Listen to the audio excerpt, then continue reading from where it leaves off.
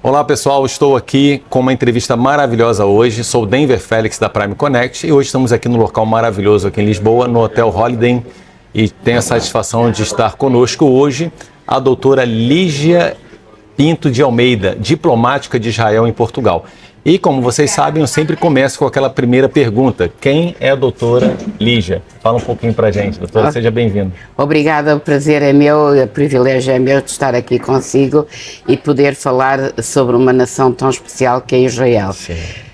Antes de falar de Israel, vou falar de mim. Eu sou, portanto, como já ouviram, o meu nome é Lígia Pinto Almeida, sou licenciada em Humanidades, Inglês e Alemão, nomeadamente especialista em tradução jurídica e económica.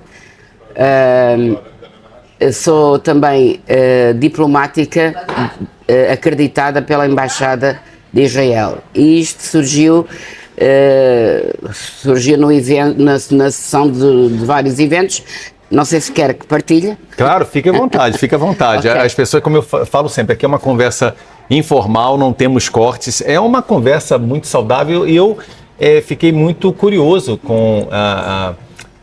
quando eu tive essa oportunidade, fala, não, Denver, vai em Lisboa, não perca a oportunidade de conversar com a doutora Lígia. Então, fique à vontade, aquilo que a senhora quiser falar da sua função, do país de Israel, fique à vontade, porque estamos aqui, todos os seus ouvidos. Ok, obrigada. Então, surgiu num dia muito frio, gélido, creio que foi em fevereiro, que todas as embaixadas de Israel em todo o mundo assinalaram o estrangulamento dos bebés da família Bibas em Israel.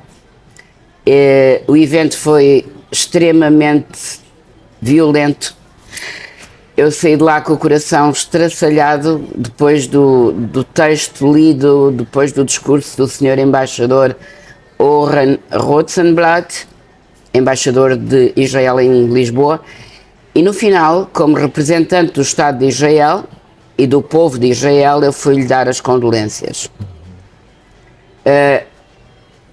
Ao decorrer da conversa, disse-lhe que tinha uma igreja, que era também pastora, e ele perguntou, então, mas qual é o nome da igreja? E eu disse, Rem, que é o diminutivo de remanescente, Kabod. Os olhos dele brilharam, a cara toda iluminou-se. E ele disse, eu quero ir a essa igreja, onde é que é? Eu disse, ok. E logo de seguida ele faz-me um pedido. Não se importaria de me arranjar um evento ou organizar-me os líderes evangélicos desta nação? E eu disse, com todo o gosto, prazer é meu, vou tentar o meu melhor.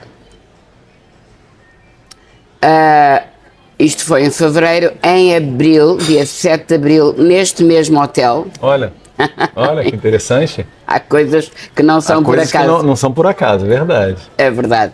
Neste mesmo hotel organizámos um evento com o senhor embaixador Oren Rosenblatt, que por questões inerentes à profissão, algum evento que aconteceu entre Israel e Portugal, ele não pôde estar, mas enviou um representante, um diplomático. Então, nós reunimos aqui 60 pessoas, líderes evangélicos, políticos,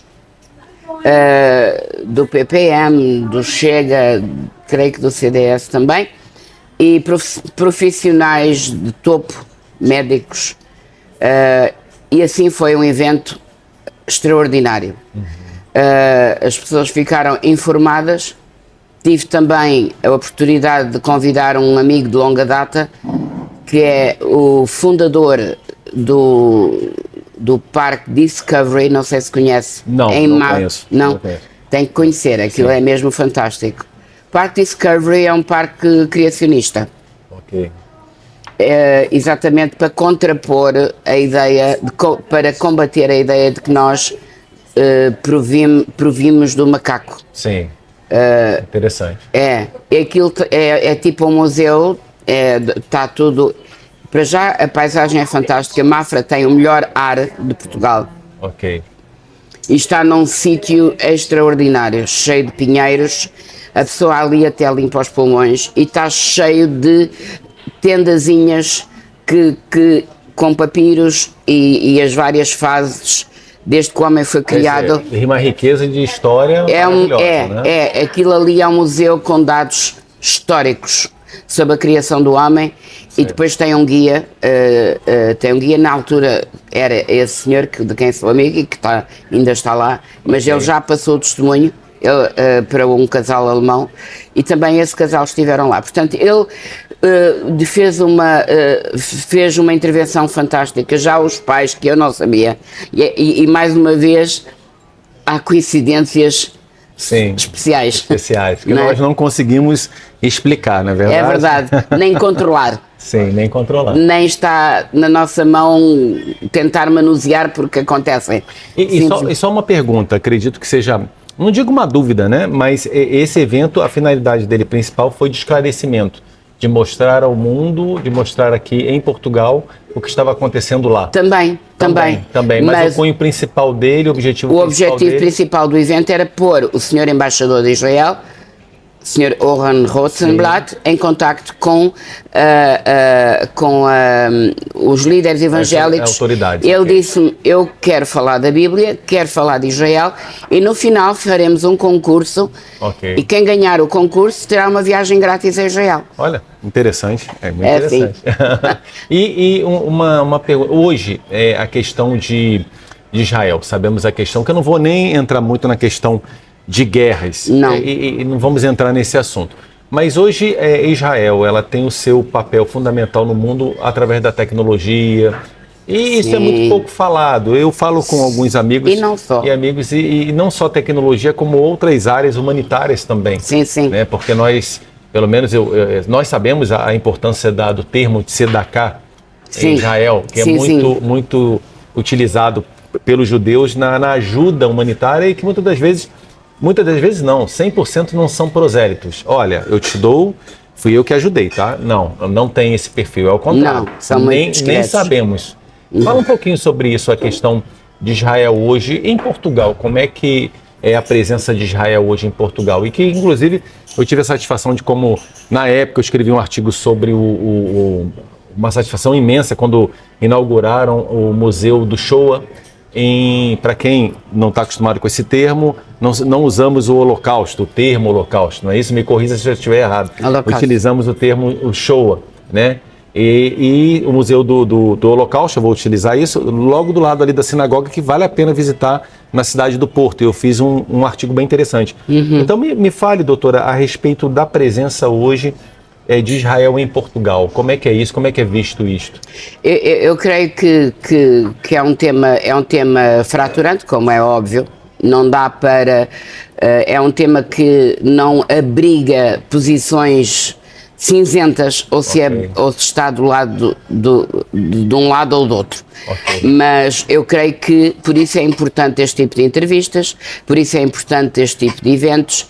Eu vou começar a fazer 10 minutos, fazer uma ronda pelas igrejas e falar sobre Israel na qualidade diplomática, mas eu creio que a diáspora judaica é importante. É importante porque, exatamente por aquilo que mencionou, onde quer que um judeu passe, eles são brilhantes.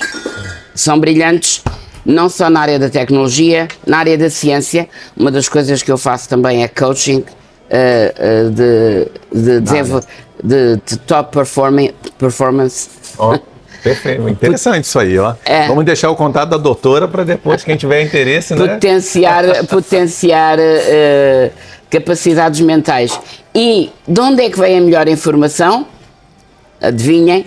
Da Rússia, mas são judeus. Interessante. São os Ashkenazi? Sim, os Ashkenazi, exatamente. Né? São, e dos Estados Unidos também. Goldwyn Mayer é um judeu. Sim. Portanto, os grandes negócios em Portugal temos, agora está-me a passar o nome, mas eles têm várias coisas, que é joalharia, o Rothschild Bank Quer dizer, várias... Exato, tem investimentos ao mais alto nível. No entanto, eles passeiam na rua de ténis e jeans e ninguém dá por eles. Certo, é interessante. Não, e quando fazem alguma coisa, realmente não sabe a mão direita o que a esquerda fez ou não sabe a mão direita, não é? Sim, isso é espetacular. Porque eu fiz essa pergunta ao pessoal que está nos assistindo, porque é muito importante nós colocarmos a questão de Israel no contexto, num cenário mundial. Porque existe muito, vou dizer assim, falta de informação. E não num contexto político, de guerras, de conflitos, que isso é milenar.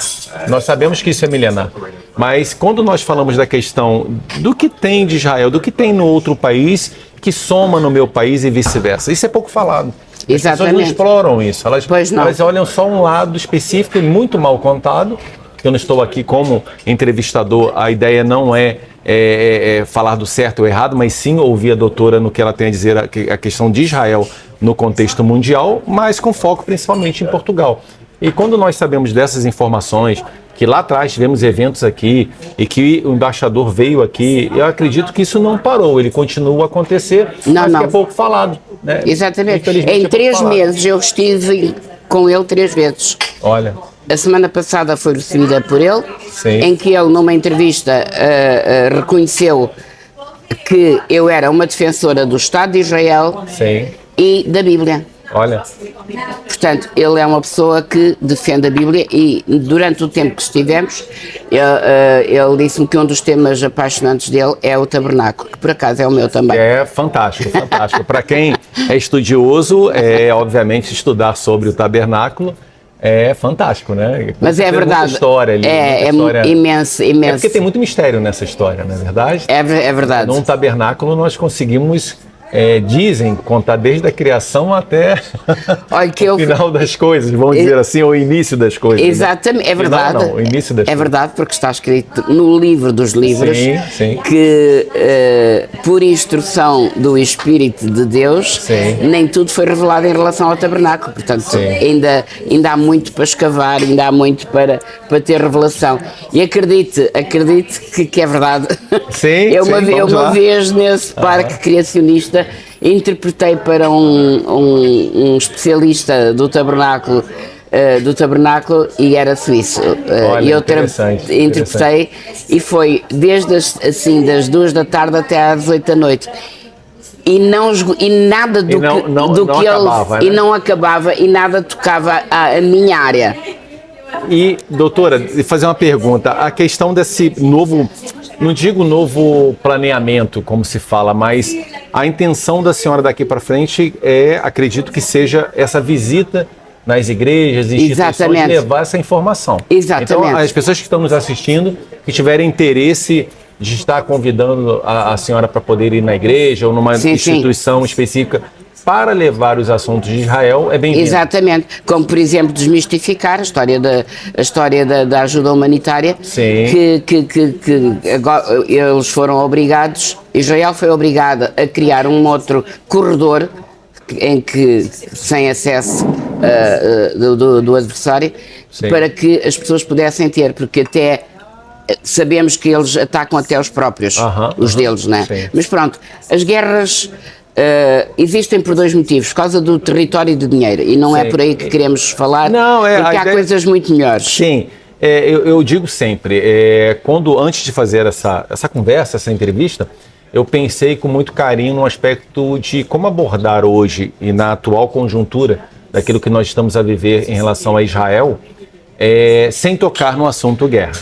Nós sabemos que ontem eu tive a oportunidade de estar num evento muito interessante, que eu mando um abraço aqui direcionado ao Mário Cortella e sua esposa, a Cláudia Cortella, onde ele começou falando uma coisa que me tocou muito. Ele falou assim, ele contou uma metáfora e falou de uma criança falando para a mãe o que era uma guerra, né? Ou seja, o que é uma guerra? É como se a criança não soubesse o que é uma guerra. E para nós, se um dia chegarmos nesse nível, é o que acredito que a humanidade queira. De uma criança de uma determinada geração pensando, mas o que é guerra? Então, quando nós paramos para pensar, isso é muito forte, é muito profundo. Exatamente. Então, por isso que eu estou muita satisfação de tê-la conosco aqui no nosso canal e tocar nesse assunto de trazer o que existe de melhor nas nações, da humanidade, do ser humano como em si. E algo que eu lembrei, Israel é um país pequenininho, bem pequenininho. Do tamanho do Algarve. Do tamanho do Algarve, e que é uma bela comparação. E que, quando nós pensamos nessa pequenez, ela é grande por vários motivos. Seja a menina dos olhos do Criador, do Eterno, mas principalmente não.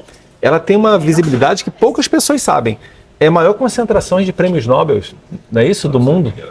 Isso é fantástico. É verdade? Ninguém fala sobre isso. É verdade. Um país pequenininho, como é que sai tanta cabeça brilhante ali dentro? É verdade. Fala um pouquinho disso aí pra gente. Isso é um assunto para até amanhã, né? Até amanhã. Assim, agora de momento não me saem os nomes, mas a Goldwyn Mayer, por exemplo, sim, o Herbert von Karajan é judeu. Sim. É judeu alemão. Eu não fico nem porque você também, buscando aí na internet, você vai procurar. Exatamente. Todos os nomes, é só vocês darem só o trabalho. Isso, é uma pesquisa, fica um dever de casa para vocês.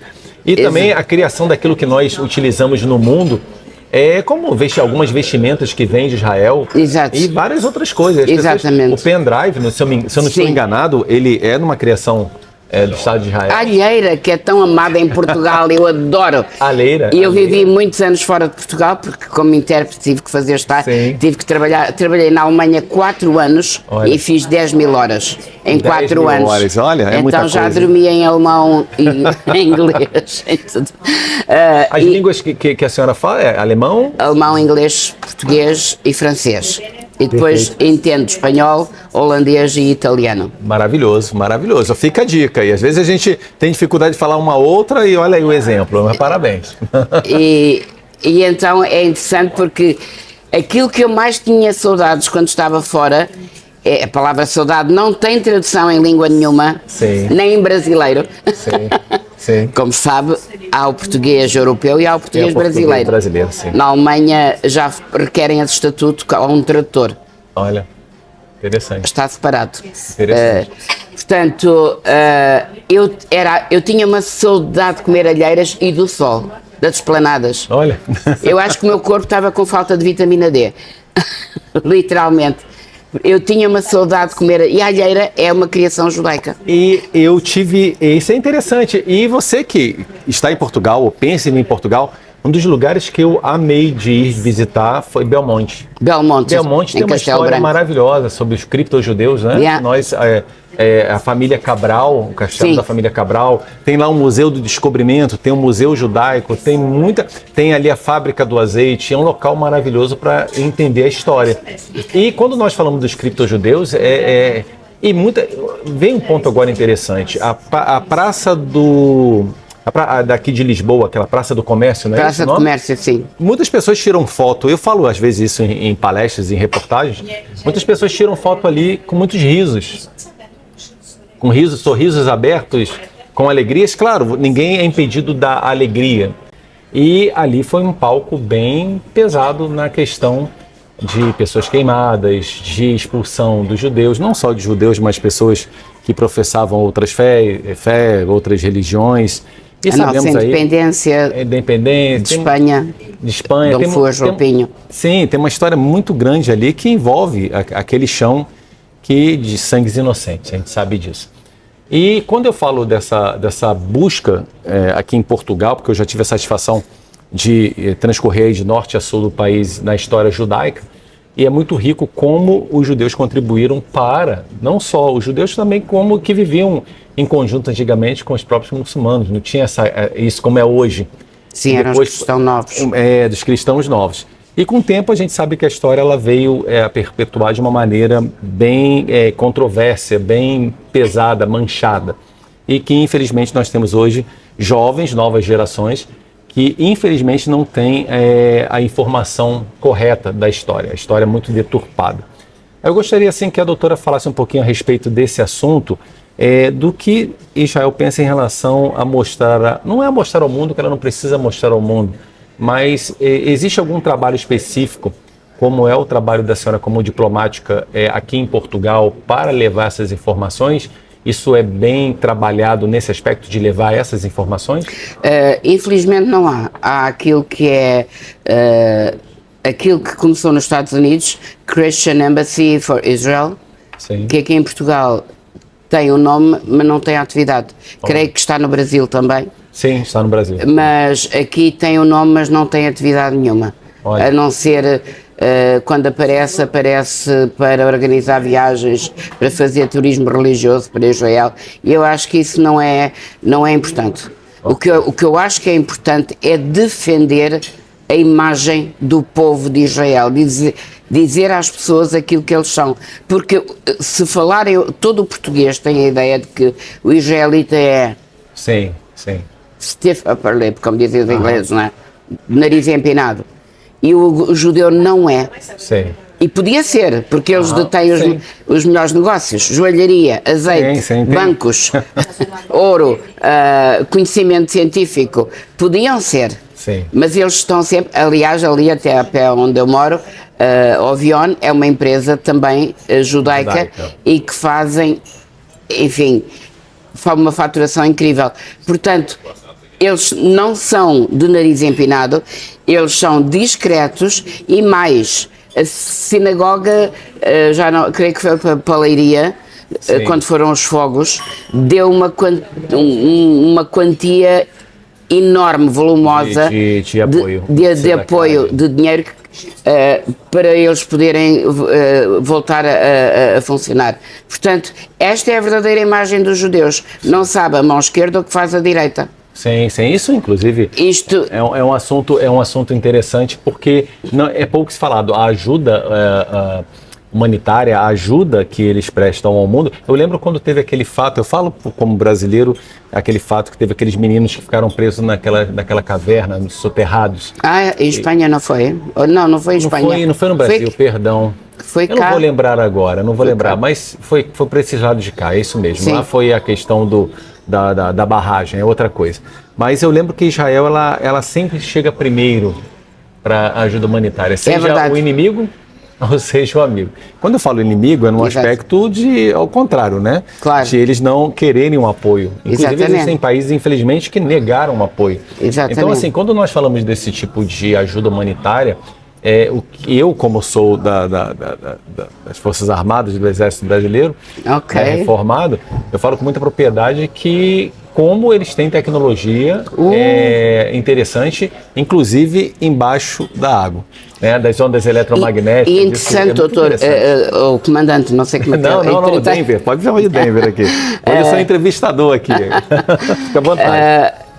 Eles não matam o inimigo. Eles, se virem o inimigo moribundo, atingido por uma bala, eles não matam. Levam a pessoa para o hospital. É uma ética de guerra, né? É uma ética de guerra, exatamente. Ética de guerra, como nós falamos, né? E isso é mesmo verdade. Eles são sempre os primeiros a chegar nos fogos, nas guerras, nas crises humanitárias, porque eles têm os meios, não é? E eu lembrei agora, eu tive na Argentina, em Córdoba. Eu comentei com a senhora a respeito. E foi uma experiência muito, muito interessante. Foi um trabalho que eu fiz específico de uma visita a Córdoba, né, na Argentina, onde nós tivemos ali uma comunidade que veio em 1889 da Rússia, que foram sendo negadas por vários países até cair lá, parar na Argentina. E ali tinha uma comunidade que começou muito pequenininha, inclusive eu ganhei um livro dessa cidade, e que a história dos judeus ali, elas foram crescendo, onde as crianças, eles mantiveram as tradições, obviamente, e ali o hebraico. E depois foi se perdendo, né? Foram sendo assimiladas pela questão do ambiente em que moram. Essa questão da assimilação, que é o ponto que eu gostaria de falar um pouquinho com a senhora, é como Portugal, desde a época de Belmonte, dos cristãos judeus, como eu citei, claro que para evitar a perseguição, muitos deles foram assimilados.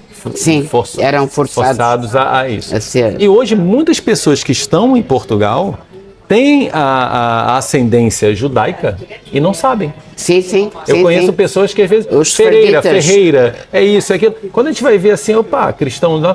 Aí você sabia, eu não sabia disso. Ninguém nunca me falou isso. Num dos profetas menores está lá descrito que a área da Península Ibérica chamava-se Frades. Sefrados, ok. Sefrados, portanto, as pessoas, os judeus ou as pessoas que nasceram aqui, hoje o governo permite que facilmente tenham nacionalidade. Desde americanos a brasileiros têm facilidade em ter nacionalidade portuguesa, exatamente por causa de serem judeus sefraditas. Ok. E também é interessante dizer que as pessoas que têm a ascendência judaica comprovada, elas têm o seu direito à terra de Israel. Exato. Não é verdade? E também é pouco falado. Eu falo isso com muita propriedade porque existem hoje ONGs que trabalham com a devida autorização de Israel no mundo para identificar esses judeus, para justamente eles saberem dos direitos dele que eles têm perante a... Claro que existe aquela situação da geração, se é mãe, se é pai, que eu não vou entrar nesse detalhe. Não é qualquer pessoa que tem ali uma ascendência judaica distante e que você vai ter direito. Não é isso que eu estou a dizer. Mas voltando a essa questão de Portugal, como que a doutora enxerga para o futuro? Eu não digo para um futuro distante, algo próximo. O que Portugal, eu não vou nem falar da esfera governamental, que isso é muito delicado, mas existem pessoas como a senhora, esse trabalho que arde no coração, que a gente vê nitidamente que arde no coração, de falar de Israel. Existem outras pessoas que também estão nesse mesmo caminho, fazem esse trabalho? São poucas, precisam de ajuda? São poucas. Dos contactos que eu já fiz, houve pessoas que nitidamente me disseram, não, Israel não é tema para a igreja. Israel não é tema interessante, esse ponto é interessante nós falarmos com mais profundidade, obviamente numa outra ocasião, que teremos outras ocasiões. Quando Israel é o relógio da igreja. É o relógio do coração de Deus. Sim. É o relógio do coração de Deus. Sim. E outros estão abertos, mas como é fraturante, as pessoas têm medo. As pessoas têm medo, eu tenho amigos. Sim. Eu tenho amigos íntimos que são de origem judaica. Ben-Oliel deve-lhe dizer alguma coisa esse nome. Sim. E eles nunca esconderam, nunca, e faziam questão, e são no caráter da pessoa, diz, esta pessoa é judia. Sim. Né? Sim. Inclusivamente os nossos pais trabalharam juntos em Moçambique. O meu pai fazia parte do governo na altura colonial e o pai desses amigos também. E então o meu pai teve a oportunidade uma vez de livrar o amigo da morte, de um assassinato durante a guerra, de ser assassinado, e cá, quando nós todos voltámos, os retornados, eu dizia sempre, eu não sou retornada, serei quando voltar a Moçambique, porque eu não nasci cá. Perfeito. É muito interessante. Eles disseram, a nossa casa está aberta, vocês querem vir estudar para Lisboa, mandem as vossas filhas e nós ficam cá em casa. Sim. Portanto, são pessoas assim, isto é o caráter dos judeus. Sim. Têm noção de quem são, sabem que são cabeça e não cauda, sabem que estão por cima em todas as... Mas isso não é indicativo deles serem sobranceiros e superiores. A contrapor a isso está a descrição deles, o que... Perfeito. Quando falamos de judeus aqui em Portugal, é interessante que eles estão presentes de norte a sul do país, principalmente em Trás-os-Montes, que ali também é riquíssimo. E Castelo Branco, Castelo Branco, riquíssimo. Meu pai é de lá. Que legal. É riquíssimo de história. Agora, algo que eu estava a pensar aqui, quando nós falamos da questão judaica, né, eu lembro que eu já me deparei com alguns filhos de conhecidos, falam muito da historinha de Anne Frank. Sim. Que é muito interessante, muito triste, uma história muito triste, mas uma história de superação, de fé, de esperança. E eu acredito, acredito que não esteja enganado, mas como a doutora enxerga essa questão de ressurgir histórias verídicas? Bem, eu quero deixar aqui o nome sem eu querer interromper, but it burns in me. É uma conversa livre, aqui não tem essa coisa de interromper. Para quem é coach e quem trabalha nessa área, há um nome que supera todos os nomes, que é Viktor Franklin, que é um médico psiquiatra que criou uma teoria, sobreviveu ao Auschwitz, Dachau, e como eu estudei alemão, fiz férias, no primeiro sítio que eu fiz férias foi em Berlim.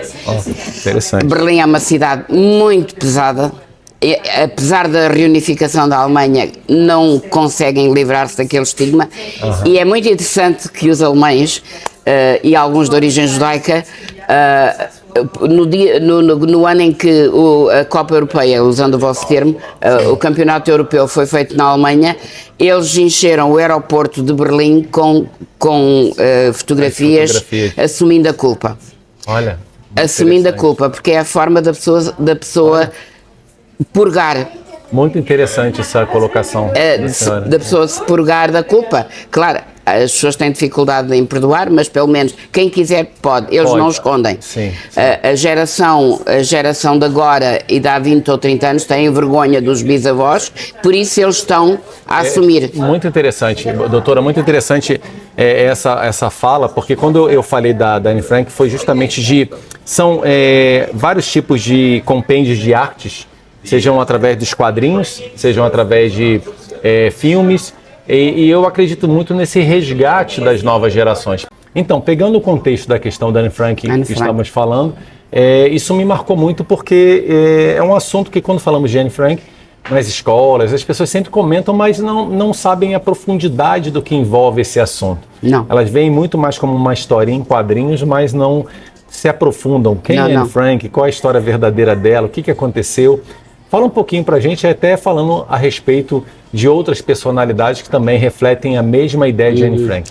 Anne Frank foi leitura obrigatória em minha casa. Os meus pais tinham, em Moçambique fazia-se a siesta, sim.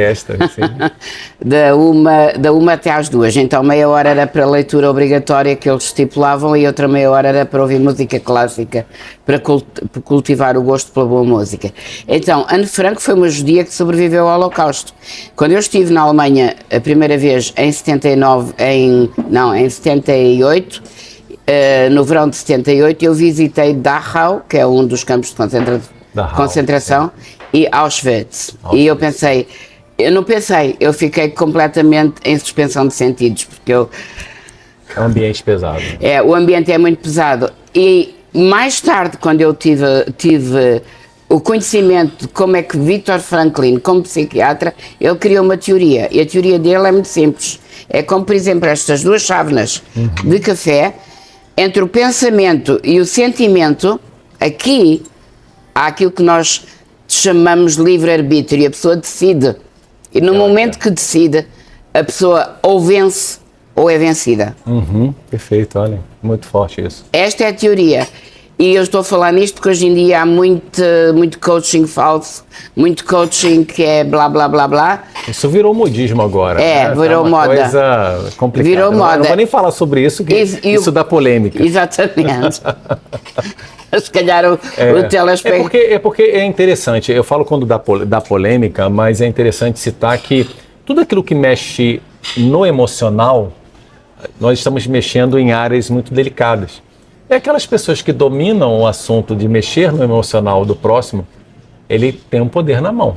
Cabe à pessoa se fortalecer e ser blindada em relação a esse tipo de abordagem. Mas eu também sou coach também. Tenho formação de coach pelo Instituto Holos. Um abraço ao meu querido Marcos Vanderlich, lá do Brasil.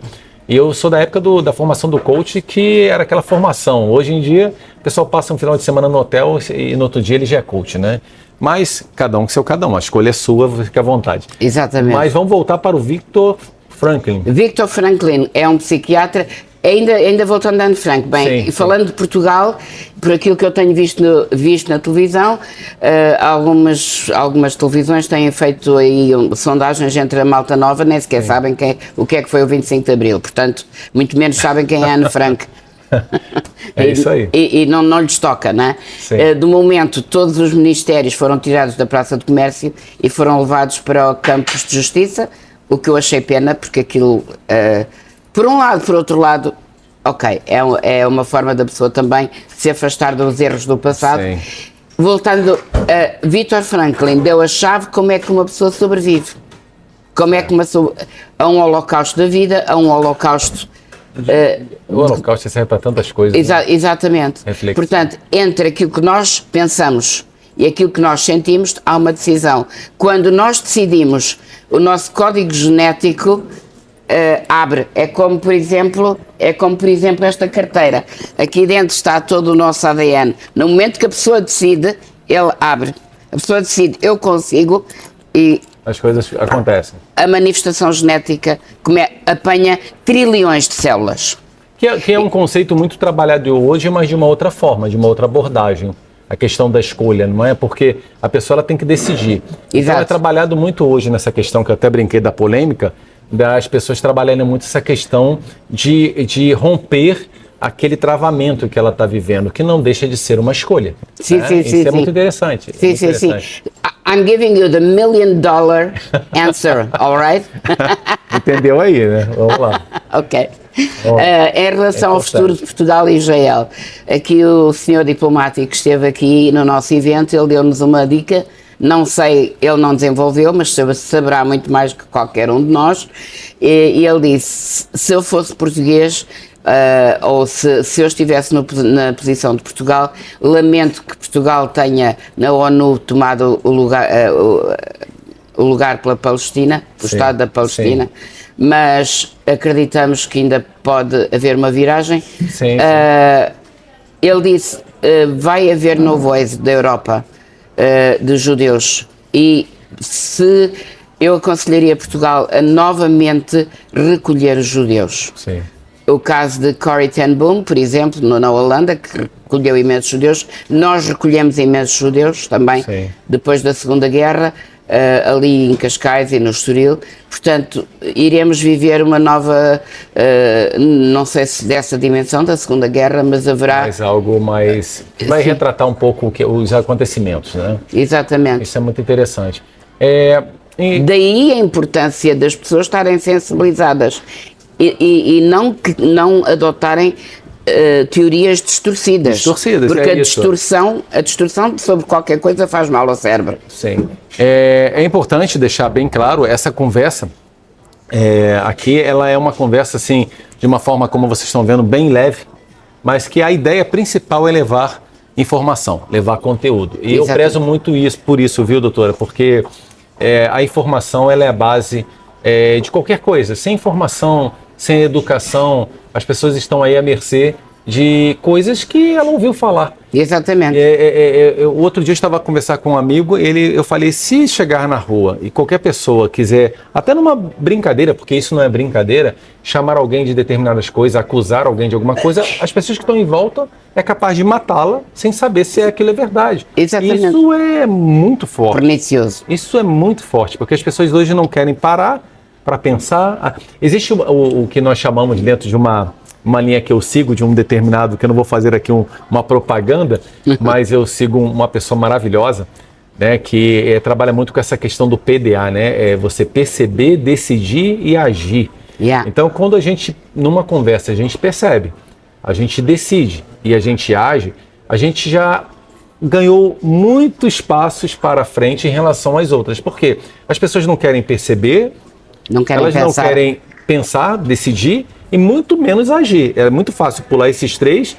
Me falou isso, então olha, cuidado lá com a doutora Lígia. Mas eu nem a conheço, eu não sei quem ela é, não sei, nunca conversei com ela. Cuidado com a PNL. Cuidado com a PNL. Então isso é muito perigoso. Então, quando nós falamos aqui, a ideia desses podcasts, dessa conversa, não só trazer informações maravilhosas, como a doutora está a trazer a informação sobre Israel, mas principalmente para que nós comecemos a pensar antes de falar, de tomar uma decisão. Isso é para tudo, é para a vida pessoal, profissional, para tudo. E as pessoas serão mais felizes. Eu quero vos dizer, a talho de foice, que eu tenho um sobrinho que nasceu com uma hidrocefalia e um tumor no cerebelo que foi divinamente curado, claro. A hidrocefalia prevalece. E esta senhora que está aqui, que é amiga e nos tem ajudado a cuidar, pode confirmar. Aquilo que eu preconizo e divulgo no coaching é aquilo que eu aplico nele. Perfeito. E ele tinha um diagnóstico até 3 meses, não andaria, não veria, não podia mudar de escola, tinha que ser... E o Miguel tem uma vida maravilhosa. Parabéns. Portanto, pensar, sentir e decidir, PDA. E isso é trabalhoso? Mas não é impossível. Não é impossível. É controlar aquilo que nós pensamos, é decidir o que eu quero pensar, é isto que é a metacognição. Olha, doutora, vamos ficar por aqui, teremos outras oportunidades, eu vou deixar as considerações finais para a senhora e, obviamente, vocês aí de casa, fiquem ligados que teremos aí outros podcasts, você que nos ouve e você que nos vê. Eu costumo brincar que falamos podcast, mas é um videocast. Na verdade, Israel funciona muito assim. Sim. Funciona na base de acreditar, pensar e agir. É um conceito judaico, a gente sabe. É que eu falo essas coisas, as pessoas... eu achava que não tinha nada a ver com o judaico, né? Muita coisa pertence ao judaísmo e as pessoas nem sabem. Mas eu agradeço, deixo as considerações finais. Obrigada. E se a senhora quiser falar aqui uma fala para o nosso público direcionado ali, fica à vontade. Olha, aquilo que eu gostaria de deixar aqui é que devemos amar Israel. Amemos Israel, falemos brandamente, consolemos o povo de Israel. Eu saí da entrevista com o coração muito pesado. Da entrevista do encontro com o Sr. Embaixador, porque ele dizia,